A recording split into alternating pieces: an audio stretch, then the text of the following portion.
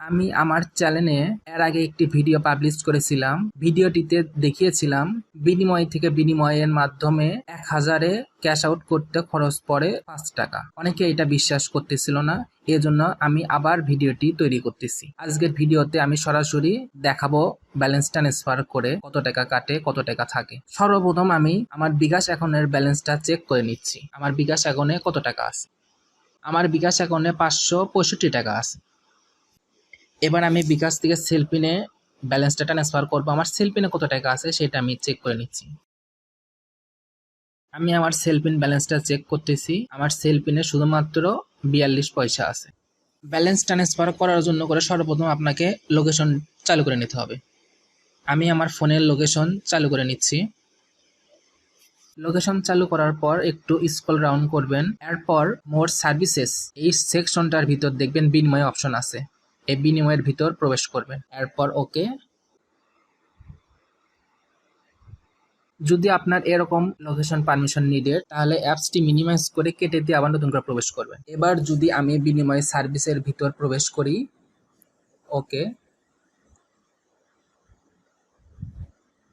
তাহলে এরকম একটি ইন্টারফেস ওপেন হবে। আমার অ্যাকাউন্ট খোলা আছে, এই জন্য এরকম ইন্টারফেস ওপেন হয়েছে। আমি আপনাদের সুবিধার্থে আরেকবার আমি ব্যালেন্সটা চেক করে নিচ্ছি, আপনারা যাতে বিশ্বাস করেন। 565 টাকা। এরপর আপনারা যাবেন direct pay, register your device first. Direct পেতে যদি ক্লিক করার পর এরকম লেখা আসে, তাহলে আপনারা রেজিস্টার করে নেবেন। আমি আমার ফোনটি রিস্টার্ট মারছিলাম, এর জন্য করে আমার রেজিস্টার করতে হবে। তাহলে আমি প্রথমে ডিভাইস রেজিস্ট্রেশন অপশনটিতে ক্লিক করব।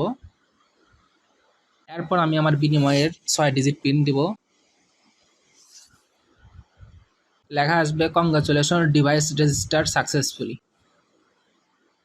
এবার যদি আমি আবার বিনিময় অপশনটিতে যাই, ডিরেক্ট পে, এবার অপশনটা ইনেবল হইল। এখানে আপনার দুইটা ইনফরমেশনের প্রয়োজন হবে। প্রথম, রিসিভার ইউজার ভিআইডি, আরেকটা এলআইস। তাহলে আমি ভিআইডি আর এলআইস কোথায় পাবো? এটা পাওয়ার জন্য সর্বপ্রথম আপনি সেলপিন অ্যাপ্লিকেশনটা ওপেন করে নেবেন। সেলপিন অ্যাপ্লিকেশনে আসার পর ফান্ড ট্রান্সফার অপশনে যাবেন। এরপর আসবেন বিনিময়। এখান থেকে প্রোফাইলে যাবেন।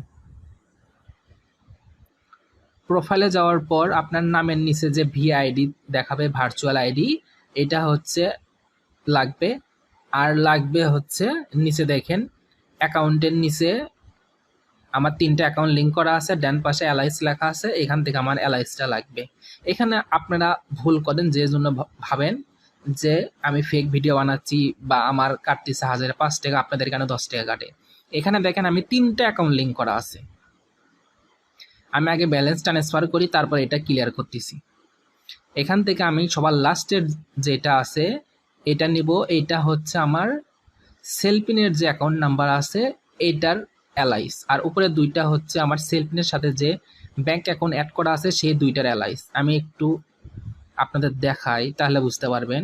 আমি যদি আমার ব্যাংক অ্যাকাউন্টে যাই, এখানে যে দুইটা ব্যাংক অ্যাকাউন্ট লিঙ্ক করা আছে এই দুইটা ব্যাংক অ্যাকাউন্টের এলআইস কিন্তু আমি দিব না, তাহলে এটার ভিতর টাকা যাবে। আর আমি দিব সেলপিনের এলআইস, যাতে এখানে ব্যালেন্স শো করে, যেখানে আমার 42 পয়সা আছে। তাহলে আমি ভার্চুয়াল আইডিটা দেখে নিলাম আর এলআইসটা দেখে নিলাম। এরপর অ্যামাউন্ট লিখবো 500, রিসিভার ইউজার ভিআইডি দিব। এখানে এটা দেখলে আপনারা ঘাবড়াবেন না, you can not transfer fund into your account. আমার দুইটা অ্যাকাউন্টের বিনিময় অ্যাড্রেস সেম, এই জন্য এটা দেখাচ্ছে। এই কারণে আমাদের ট্রান্সফার ফান্ড ভাই এলআইসটে টিক মার্ক দিতে হবে, তারপর এখানে এলআইসটা লিখতে হবে।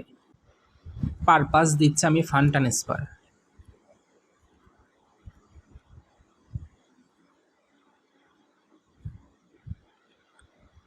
এখানে আমি অ্যামাউন্ট দিলাম 500 টাকা, রিসিভার ইউজার ভিআইডি দিলাম আমারটা, এরপর পারপাস দিলাম ফান্ড ট্রান্সফার, তারপর ট্রান্সফার ফান্ড ভাই এলআইসে টিক মার্ক দিয়ে রিসিভার এলআইসটা আমি লিখে দিলাম।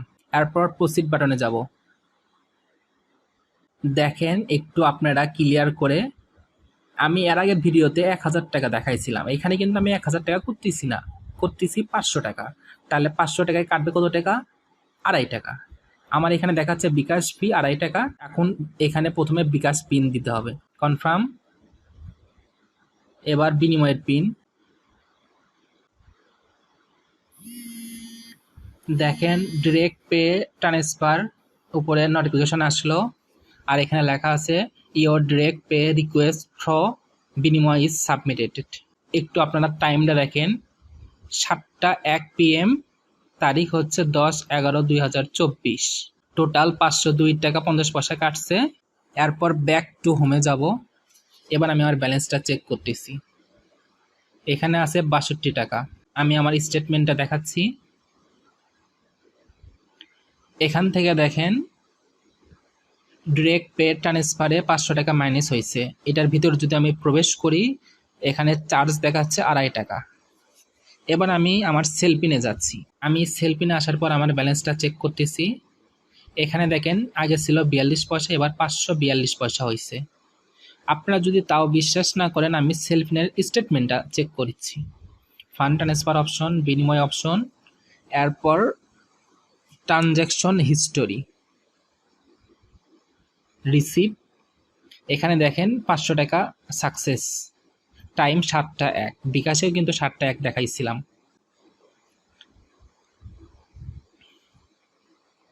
আশা করি আমি ক্লিয়ারভাবে বুঝাইতে পারছি। আপনারা 1000-এ 5 টাকা হইলেই ক্যাশ আউট করতে পারবেন। অনেকে ভাবতেছেন যে সেলফিন থেকে উইথড্র করতে কি আবার টাকা কাটবে কিনা, আমি এইটাও এই ভিডিওতে দেখাবো। আমি আমার ব্যাংক অ্যাকাউন্টের ব্যালেন্সটা একটু চেক করে নিচ্ছি। ব্যাংক অ্যাকাউন্ট, এখানে আমার 2টা ব্যাংক লিঙ্ক করা আছে। আমি 2 নম্বর ব্যাংকে ক্লিক করব। এখানে লেখা আছে অ্যাভেলেবল ব্যালেন্স 0 টাকা। এখানে যদি আমি টাকা ইনপুট করাইতে পারি কোনো চার্জ ছাড়া, তাহলে আপনারা বুঝতে পারবেন যে আমি আর এক্সট্রা কোনো টাকা লাগবে না ক্যাশ আউট করতে। আপনারা চাইলে সেলফিন থেকেও ক্যাশ আউট করতে পারবেন। আমি ব্যাংকে নিয়ে যেয়ে দেখাচ্ছি। ব্যাংকে নিয়ে যাওয়ার জন্য করে আমি ফান্ড ট্রান্সফার অপশনে যাব। প্রথম অপশন যাব IBBL অ্যাকাউন্ট। এরপর পারপাস থাকবে সেলফিন, ব্যাংক অ্যাকাউন্টের নাম্বারটা, অ্যামাউন্ট দিব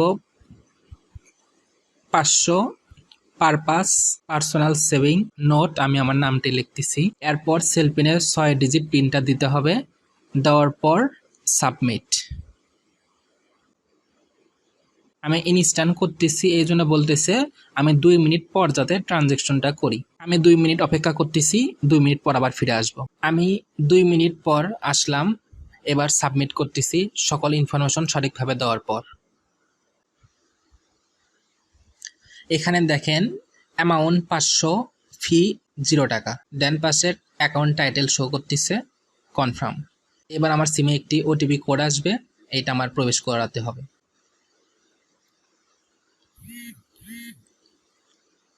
কনফার্ম, টিক মার্ক চিহ্ন এসেছে, আমার ব্যালেন্স ট্রান্সফার সাকসেস হয়েছে। ব্যাক টু হোমে যাচ্ছি। এবার আমি সেলফিনের ব্যালেন্সটা চেক করতেছি। সেলফিনের ব্যালেন্স 00।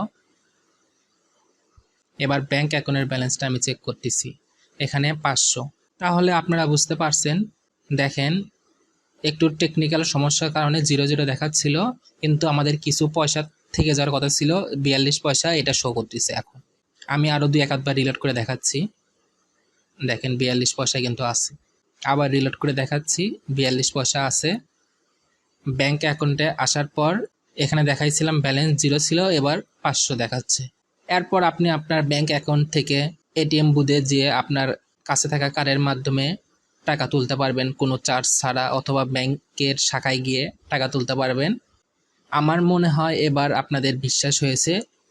আমি কখনো ফেক ভিডিও আমার চ্যানেলে পাবলিশ করি না বা কোনো ভুল ইনফরমেশন প্রদান করি না। যদি আমার ভিডিওটি ভালো লেগে থাকে তাহলে লাইক করবেন এবং অন্যদের মাঝে শেয়ার করবেন। আর আপনি যদি আমার চ্যানেলে নতুন হয়ে থাকেন তাহলে সাবস্ক্রাইব করে আমাদের পাশে থাকবেন। Thank you for watching this video.